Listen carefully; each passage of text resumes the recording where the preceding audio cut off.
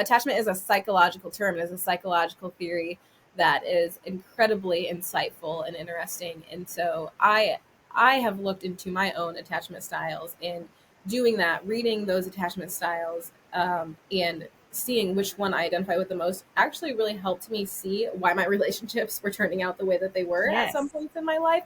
And so, especially when your kids are older, I think being able to actually just have them read, I think there's like 4 or 5, having them read the different ones and being like, hey, do you identify with this? And do you see, what do you see in me? Do you think I identify with any of these attachment things?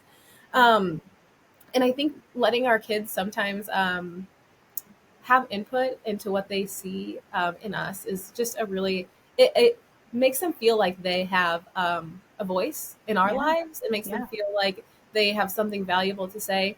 But also it helps them open up because they aren't feeling like they're the only ones that have to be fixed.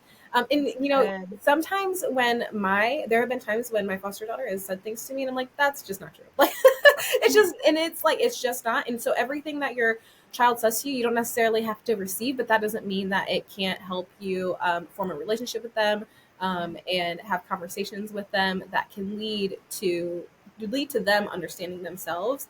Yeah. And I'm a big proponent of, I think, as parents, I'm guilty of this myself. Like I just want to give advice and I want to just tell everybody what to do, and I want to be in control because control makes me feel very safe. Yep.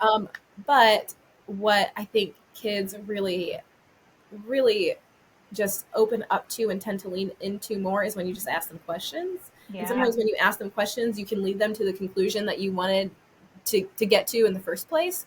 So, and I know that those are all, definitely things for older youth, but I think attachment starts when you're a baby. And you can see those signs of disorganized attachment, insecure attachment, avoidant attachment in children from a very young age. And Right. so I think, when when you are disciplining, when you are just spending time with your children, attachment is something that is always at the forefront of my mind, even with my biological kids. I'm Yeah. always thinking, how can I form a secure attachment, where my children know that like I am here to fulfill their needs. And with that being said, I do have like, when it comes to foster parenting and parenting children, I don't know how this. I'm no parenting expert, and I don't know how this is going to turn out. But I do think there is a little bit of, this is going to be controversial in the foster care and adoption space. I do think there's a little bit of like babying that we do, with our children. And when I look back on my own childhood and my young adult and teen years, when I look at the caregivers that helped me, they always had very high standards for me. And Mm. they expected me to accomplish things.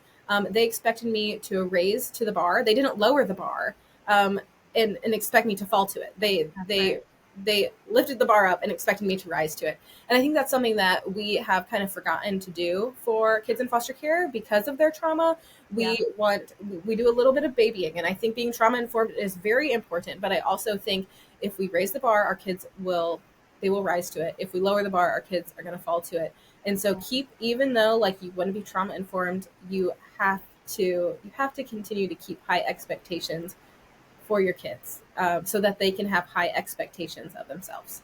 I absolutely agree with that. And I'm like, that should not be controversial, and I know you're right, it absolutely is. But I absolutely believe that. I'd heard a pastor explain it one way, speaking to that, holding them capable. Like, you are capable of doing this. I believe Yeah. in you. You can do hard things, and Yes. speaking that into them and giving them the confidence as they build on their skill sets relationally and just in life in general. Absolutely. I think that is a very important point that we really couldn't lean into enough when it comes to how we approach this. Yes, we want to see them become overcomers. I was just having a conversation with Dr. Nicole Wilkie about this, and just this Mhm. resilience conversation of, yes, frame it in such a way where it's like, I believe in you and I'm walking alongside of you, but I can't do it for you.